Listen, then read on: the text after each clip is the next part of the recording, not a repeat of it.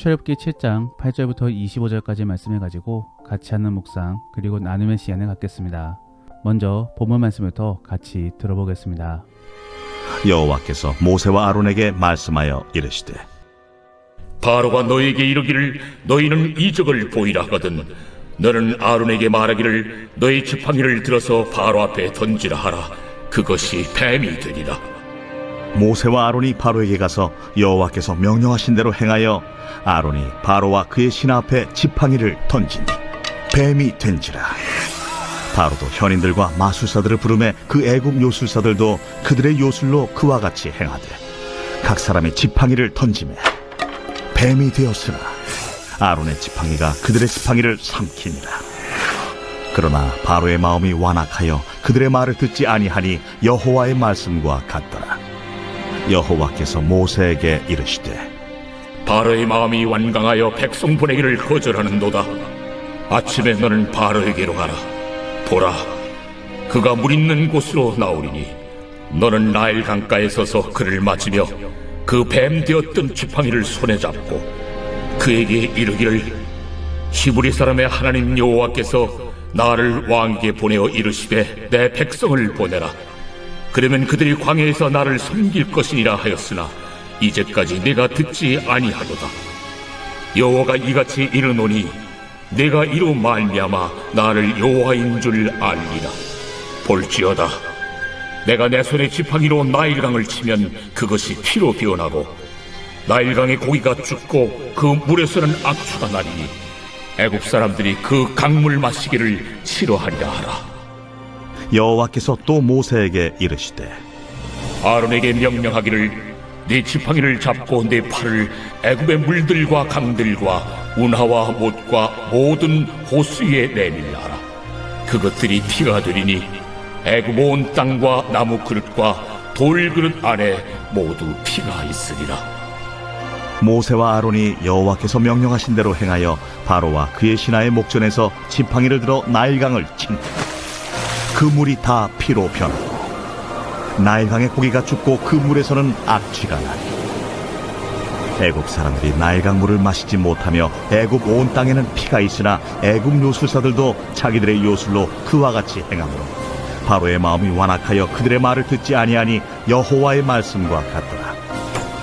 바로가 돌이켜 궁으로 들어가고 그 일에 관심을 가지지도 아니하였고 애굽 사람들은 나일강 물을 마실 수 없으므로 나일강가를 두루 파서 마실 물을 구하였더라. 여호와께서 나일강을 치신 후 이레가 지나니라. 오늘 본문에서부터 본격적으로 애굽에 10가지 재앙이 일어납니다. 오늘 본문은 그 10가지 재앙 중에 첫 번째 재앙이 임하는 것을 전하고 있습니다. 실질적으로 오늘 본문에서는 바로와 모세의 대결로 전하고 있지만 더 정확히 말해보자면은 하나님과 바로 간의 대결입니다. 그리고 영적으로까지 세부적으로 바라보게 되면은 결국 하나님과 이집트 신들 간의 대결이라고 볼 수 있는 것입니다. 그러므로 결국 어찌 보면은 오늘 본문 말씀은 하나님이 어떻게 일하고 계시는가를 보여주고 있는 것입니다. 그러므로 저는 오늘 본문 말씀을 통하여 하나님의 일하심의 스타일에 대해 한번 살펴보려고 합니다. 그래서 우리가 믿는 하나님은 어떠한 방식으로 일을 하시고 또 어떻게 이끄시는지를 함께 살펴보기를 원합니다. 첫 번째로 하나님께서는 미리 예고해 주신다라는 것입니다. 그래서 일을 진행함에 있어 반드시 먼저 말씀해 주시고 그 다음으로 일을 진행하시는 것입니다. 오늘 본문에서는 첫 번째 이적으로 아론의 지팡이가 뱀이 되는 것을 보여주고 있습니다. 사실 이 이적은 모세가 호렙산에서 하나님께 부름을 받았을 때 경험하였던 이적입니다. 우리는 이러한 사실들을 통하여 바로도 결국 모세처럼 하나님 말씀에 순응하게 될 것임을 예측해 볼 수 있습니다. 더불어 아론의 지팡이는 요술사의 지팡이들을 잡아먹습니다. 즉 아론의 지팡이에서 변한 뱀이 요술사들의 지팡이에서 변한 뱀을 잡아먹은 것입니다. 이를 통하여 우리는 결국 하나님이 이기실 것임을 알 수 있는 것입니다. 이뿐만이 아닙니다. 하나님께서는 왜 하필이면 지팡이를 뱀으로 변하게 만드신 것일까요?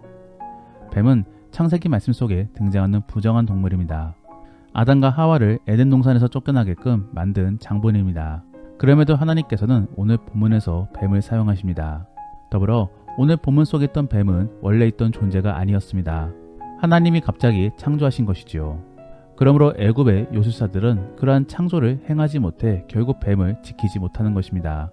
그래서 아론의 지팡이에게 잡아먹히는 것입니다. 그만큼 하나님의 창조 행위 및 인간의 무능에 대하여 전해주고 있는 것인데 하나님께서는 왜 뱀을 사용하시냐라는 것입니다. 결국 다른 의미가 있는 것인데 뱀은 이집트의 왕을 상징해주고 있습니다. 우리나라의 대통령을 상징해주고 있는 동물은 봉황입니다. 그러므로 대통령 문양 안에는 봉황이 그려져 있는 것입니다. 마찬가지로 바로의 경우는 뱀이 상징되어집니다. 그러므로 그의 머리에는 코브라가 새겨진 왕관이 씌어져 있는 것입니다. 이집트에서의 뱀은 강한 힘과 권위를 상징해줍니다. 그러므로 바로는 그러한 큰 권위와 힘이 있음을 말해주고 있는 것입니다. 그런데 그러한 뱀이 지금 하나님께서 창조하신 뱀에게 잡아먹히고 있습니다. 즉 바로의 권위와 힘은 하나님과 잽이 되지 않음을 보여주고 있는 것입니다. 더불어 바로 및 애굽이 이렇게 하나님께 굴복될 것임도 말씀해주고 있는 것입니다. 그럼에도 바로는 이러한 사실들을 깨닫지 못합니다. 그저 완강한 것이지요. 우리는 이 세상 속 사건들을 우연으로 치부하는 경우들이 있습니다. 하지만 그렇지 않습니다. 이 안에는 모두 인과관계가 있으며 또 하나님의 섭리가 포함되어 있는 것입니다. 그러므로 에베소서 1장 11절 말씀에서는 이 모든 일들이 다 하나님의 뜻 안에서 이루어지고 있음을 말씀해주고 있는 것입니다. 그렇다면 그렇게 돌아가는 상황 속에 하나님께서는 자신의 뜻도 포함시켜 놓으셨을 것입니다. 그러므로 지금의 상황 속에서도 하나님께서는 자신의 뜻과 방향을 정해 놓으신 것입니다. 그러면 우리는 왜 그러한 것을 알지 못합니까? 도대체 무엇이 부족하기에 그렇게 알지 못하는 것입니까? 사실 우리는 주의 뜻대로 잘 나아가고 있습니다. 다만 그렇게 미래를 아는 것이 중요하지 않기 때문에 모르는 것입니다. 그저 흐름과 방향만 알면 되는 것이지요. 우리가 정말로 미래를 잘 안다라고 한다면 결국 어떻게 하겠습니까? 그 미래에 순응하며 따르겠습니까? 아니면 내가 원하는 미래로 바꾸기 위해 노력하겠습니까? 아마도 대부분은 후자일 것입니다. 그러므로 하나님께서는 굳이 미래를 직접적으로 말씀해 주지 않으시는 것입니다. 다만 흐름에 대해서만 분명하게 말씀해 주시는 것이지요. 그래서 디모데후서 말씀에서는 세상이 갈수록 이기적이 되고 또 개인주의가 팽배하게 될 것임을 말씀해 주고 있는 것이며 또 요한계시록 안에서는 세상이 오염 및 망조로 가게 될 것임을 말씀해 주고 있는 것입니다. 그리고 최종적으로 어느 순간에는 예수님이 이 땅에 다시 오실 것임을 분명하게 말씀해 주고 있는 것이지요. 그러면 우리들은 이러한 내용들에 대하여 어떻게 반응해야 되는 것입니까? 어차피 미래도 정확히 알지 못하는데 말입니다. 우리는 이러한 사실만을 분명하게 기억하면 되는 것입니다. 바로 하나님이 전하시는 미래 및 흐름은 결국 망할 것인가 아니면 살 것인가인 것입니다. 그래서 바로나 애굽의 경우도 곧바로는 아니겠지만서도 결국 얼마 안 있어 큰 어려움이 임하게 될 것임을 말씀해주고 있는 것입니다. 실제로 애굽의 10가지 재앙은 1년에 걸쳐서 일어나는 긴 사건들이었습니다. 즉 며칠 만에 갑자기 호로록 일어나는 것이 아닌 것이지요. 그러한 일련의 사건들을 하나님께서는 먼저 말씀해 주심으로 애굽의 정책 전환을 요구하고 계신 것입니다. 하지만 바로는 그러한 내용들을 완강히 거부함으로 결국 어려움을 겪게 되는 것입니다. 우리에게도 마찬가지입니다. 하나님께서는 말씀을 통하여 어떻게 하면은 복을 받고 또 어떻게 하면은 저주를 받을지를 말씀해주고 계십니다. 그러므로 우리는 그러한 사실들을 믿음으로 고칠 것은 고치고 또 지킬 것은 계속적으로 지켜야 되는 것입니다. 정말로 그러한 사실들을 분명히 기억함으로 주의 흐름에 따라갈 수 있는 복된 그리스도인이 될 수 있기를 원합니다. 두 번째로 하나님께서는 그러한 주의 경고 및 예고를 거부하게 되면은 결국 심판을 내리신다라는 것입니다. 오늘 본문 속의 바로는 이미 심판이 내려졌습니다. 그래서 하나님께서는 그의 마음을 완악하게 만드신 것입니다. 그러면서 되돌아갈 수 있는 기회를 원천 차단하신 것입니다. 우리는 오늘 본문 말씀을 바라보면서 한 가지 의문을 가질 수 있습니다. 바로 파라오의 완악함은 누구 때문인가입니다. 우리가 7장 3절 말씀을 읽어보면은 하나님께서는 바로의 마음을 완악하게 만드셨다라는 것을 볼 수 있습니다. 그러면 그가 완악하여 죄를 지음은 하나님께서 그렇게 만드신 것이 아니냐라는 것을 생각해 볼 수 있는 것이지요. 하지만 그렇지 않습니다. 하나님의 입장에서는 이미 미래를 알고 계시기 때문에 확정적으로 말하실 수 있는 것입니다. 더불어 하나님께서는 일부러 우리가 죄를 짓게끔 유도하지 않으십니다. 그러한 내용이 베드로후서 말씀에 하나님은 모두가 회개하기를 원하신다라는 말씀을 통하여 전해주고 있는 것입니다. 결국 하나님께서는 바로의 선택에 대하여 벌을 내리고 계신 것입니다. 즉 더 완악하게 만들어 더 이상 회개할 수 없게끔 만들어 버리신 것입니다. 실제로 모세와 바로의 첫 대면 속에서는 완악에 대한 표현이 없습니다. 즉 그때에는 바로는 스스로의 결정 속에서 하나님께 죄를 지은 것입니다. 그때부터 하나님께서는 바로를 완악하게 만들어 더 이상 그가 돌아오지 못하게끔 만드신 것입니다. 이처럼 하나님께서는 무서운 분이십니다. 하나님은 분명 인애와 자비의 하나님이기도 하지만서도 결국 벌을 내리면 확실하게 내리시는 것입니다. 그리고 그러한 부분이 바로 하나님의 공의인 것이지요. 우리는 하나님의 공의미 은혜의 간극에 대하여 잘 이해해야 됩니다. 하나님은 분명 우리에게 은혜를 주십니다. 그래서 우리가 구원을 얻을 수 있게끔 해주시며 또 기회도 주십니다. 하지만 그러한 기회가 무수한 것은 아닌 것입니다. 어느 정도 때가 되면은 더 이상 기회가 없어지게 되는 것입니다.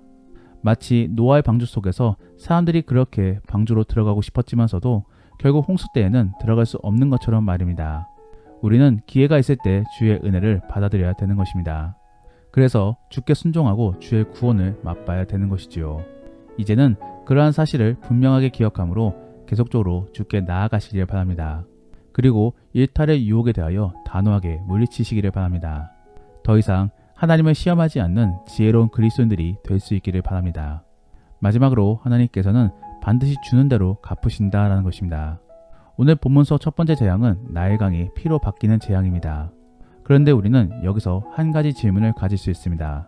바로 왜 하필이면 첫 번째가 나일강이 피로 바뀌는 재앙인가입니다. 이것은 개구리나 이 혹은 파리 재앙보다도 훨씬 더 강력한 재앙입니다. 이러한 재앙의 강력함은 재앙의 순서에 있어서 뒤로 배치되어도 문제가 없는 재앙입니다. 그런데 하필이면 첫 번째 재앙이 나일강의 재앙인 것입니다. 왜 그런 것이겠습니까? 학자들은 2장 말씀에 이스라엘 남자아이들의 희생을 생각해 봅니다. 즉 바로의 명령 때문에 수많은 남자아이들이 나일강에 빠져 죽은 것이지요. 여기에 대해 하나님께서는 심판을 내리고 계신 것입니다. 그래서 나일강을 정말로 죽음의 강으로 바꾸어 버리신 것입니다. 원래 나일강은 생명의 강이었습니다. 그래서 수많은 애굽 사람들이 숭배하며 사랑했던 강이었습니다. 심지어 홍수가 날 때에도 도리어 신이 왔다라고 생각하면서 더욱더 숭배하였습니다. 그런데 이제는 도리어 애굽 사람들이 싫어하는 강이 되었습니다. 물고기가 죽고 심한 악취가 풍겨났기 때문입니다. 이 모두가 다 바로 때문에 희생된 남자애들에 대한 하나님의 안갚음인 것이지요. 그리고 또 우연찮게도 그러한 갚음에 대한 단서는 또 있습니다. 21절 말씀에 악취가 난다라고 전하고 있는데 이 표현은 5장 21절 말씀에 미운 것이 되었다라는 표현과 같은 단어입니다. 즉 바로는 이스라엘 사람들을 악취나는 사람으로 취급하였었는데 이제는 도리어 그 애굽이 악취나는 나라가 되어버린 것입니다. 우리는 이러한 사실들을 바라보면서 하나님의 성향을 잘 이해해야 되는 것입니다. 하나님은 반드시 갚으시는 하나님이십니다. 그래서 율법에서도 눈에는 눈, 이에는 이라는 보복법이 있는데 이것은 사실 사람에게 적용되는 것이 아니라 하나님의 성향을 보여주고 있는 것입니다. 그러므로 사실 율법도 거룩한 하나님을 나타내는 데 쓰이지 않습니까? 우리는 이러한 하나님을 잘 이해함으로 주가 원하시는 태도를 보여야 될 것입니다. 그러면 어떻게 살아가야 되는 것입니까? 바로 약자를 섬기며 희생하는 삶을 살아야 되는 것입니다. 예수님께서는 마태복음 25장 말씀에 그러한 삶이 결국에 나에게 행하는 것이다 라고 말씀해주고 계십니다. 더불어 하나님께서도 구약 말씀을 통하여 계속적으로 약자를 돌볼 것을 명하고 계십니다. 왜 그런 것입니까? 하나님이 바로 약자의 하나님이시기 때문입니다. 그러므로 우리는 그 주님을 따름으로 이제는 약자를 돌봐야 될 것입니다. 약자를 돌보며 주를 높여야 되는 것입니다. 정말로 그러한 복된 그리스도인이 될 수 있기를 원합니다. 말씀을 정리합니다. 오늘은 하나님의 성향 및 방향에 대하여 함께 살펴보았습니다. 하나님께서는 일하시기에 앞서 먼저 말씀해주는 분이십니다. 그러므로 우리는 말씀 속에서 주의 성향 및 주의 방향을 깨달아야 될 것입니다. 두 번째로 하나님께서는 반드시 심판하는 분이십니다. 분명 하나님께서는 인애와 긍휼의 주님이십니다. 그러므로 언제나 구원을 주시고 또 회복시켜 주십니다. 다만 다 때가 있는 것입니다. 그 때가 지나면 심판이 임합니다. 그러므로 우리는 하나님을 시험하지 말고 온전히 주의 말씀에 순종해야 되는 것입니다. 마지막으로 하나님께서는 반드시 갚아주시는 하나님이십니다. 그러므로 우리는 그러한 주의 뜻을 잘 깨닫고 약자를 섬기며 하나님의 영광을 나타내야 될 것입니다. 그렇게 함으로 정말로 주가 주시는 축복을 맛볼 수 있기를 원합니다. 그러면 오늘 들은 이야기를 생각해 보시며 다시 한 번 더 오늘 본문의 말씀을 들어보시겠습니다. 여호와께서 모세와 아론에게 말씀하여 이르시되 바로가 너에게 이르기를 너희는 이적을 보이라 하거든 너는 아론에게 말하기를 너희 지팡이를 들어서 바로 앞에 던지라 하라. 그것이 뱀이 되리라. 모세와 아론이 바로에게 가서 여호와께서 명령하신 대로 행하여 아론이 바로와 그의 신하 앞에 지팡이를 던지니 뱀이 된지라. 바로도 현인들과 마술사들을 부르매 그 애국 요술사들도 그들의 요술로 그와 같이 행하되 각 사람의 지팡이를 던지매 뱀이 되었으나 아론의 지팡이가 그들의 지팡이를 삼키니라. 그러나 바로의 마음이 완악하여 그들의 말을 듣지 아니하니 여호와의 말씀과 같더라. 여호와께서 모세에게 이르시되 바로의 마음이 완강하여 백성 보내기를 거절하는도다. 아침에 너는 바로에게로 가라. 보라, 그가 물 있는 곳으로 나오리니 너는 나일 강가에 서서 그를 맞으며 그 뱀 되었던 지팡이를 손에 잡고 그에게 이르기를 히브리 사람의 하나님 여호와께서 나를 왕에게 보내어 이르시되 내 백성을 보내라. 그러면 그들이 광야에서 나를 섬길 것이니라 하였으나 이제까지 내가 듣지 아니하도다. 여호와가 이같이 이르노니 내가 이로 말미암아 나를 여호와인 줄 알리라. 볼지어다, 내가 내 손에 지팡이로 나일강을 치면 그것이 피로 변하고 나일강의 고기가 죽고 그 물에서는 악취가 나리니 애굽 사람들이 그 강물 마시기를 싫어하리라 하라. 여호와께서 또 모세에게 이르시되 아론에게 명령하기를 네 지팡이를 잡고 네 팔을 애굽의 물들과 강들과 운하와 못과 모든 호수 위에 내밀라. 그것들이 피가 되리니 애굽 온 땅과 나무 그릇과 돌 그릇 안에 모두 피가 있으리라. 모세와 아론이 여호와께서 명령하신 대로 행하여 바로와 그의 신하의 목전에서 지팡이를 들어 나일강을 친 그 물이 다 피로 변하고 나일강의 고기가 죽고 그 물에서는 악취가 나니 애굽 사람들이 나일강 물을 마시지 못하며 애굽 온 땅에는 피가 있으나 애굽 요술사들도 자기들의 요술로 그와 같이 행하므로 바로의 마음이 완악하여 그들의 말을 듣지 아니하니 여호와의 말씀과 같더라. 바로가 돌이켜 궁으로 들어가고 그 일에 관심을 가지지도 아니하였고 애굽 사람들은 나일강 물을 마실 수 없으므로 나일강가를 두루 파서 마실 물을 구하였더라. 여호와께서 나일강을 치신 후 이레가 지나니라. 우리가 오늘 말씀을 통해 실천해보기 원하는 생활 숙제는 갚으시는 하나님을 생각해보면서 약자를 섬겨줘 보시기를 바랍니다. 약자는 지위나 직함과 상관없이 도움이 필요한 사람이 약자입니다. 내 주변에 그러한 사람들을 찾아보시고 도와줘 보시기를 바랍니다. 더불어 오늘 들은 말씀을 가지고 믿음의 나눔이나 가정예배를 드릴 때 나누기 원하는 것은 갚으시는 하나님에 대하여 나누어 보시기를 바랍니다. 하나님께서는 분명 갚으실 것에 대해 미리 말씀을 통하여 말씀해 주셨습니다. 우리가 지금 하나님께 축복을 받기 위해서는 무엇을 해야 될지를 한번 나누어 보시기를 바랍니다. 우리가 오늘 말씀을 통해 함께 기도하기 원하는 것은 주여 우리에게 지혜를 주심으로 주의 뜻을 잘 깨달을 수 있게 도와주옵소서. 주가 원하시는 것을 잘 깨달아 순종할 수 있는 복된 사람이 될 수 있게 도와주옵소서. 그리고 채우시고 갚아주시는 하나님을 기억함으로 오늘 하루도 많은 사람들에게 도움을 주는 사람이 될 수 있게 도와주옵소서. 정말로 하나님께 받은 은혜로 약자를 기쁘게 섬길 수 있는 우리가 될 수 있게 도와달라고 함께 기도하겠습니다. 그러면 이제 오늘 본문 말씀을 가지고 치열하게 하루를 살아갈 수 있기를 바랍니다. 주 안에서 승리하시고 복된 하루가 될 수 있기를 예수님의 이름으로 축복합니다.